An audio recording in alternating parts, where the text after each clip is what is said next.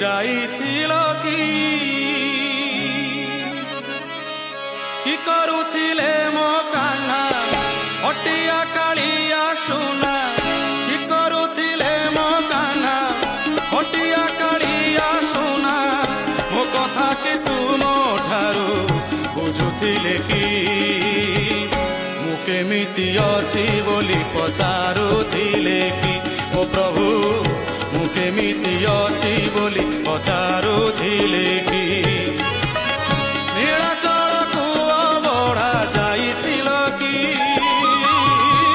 ବଡ଼ ଦେଉଳକୁ ବୁଲି ଯାଇଥିଲ କି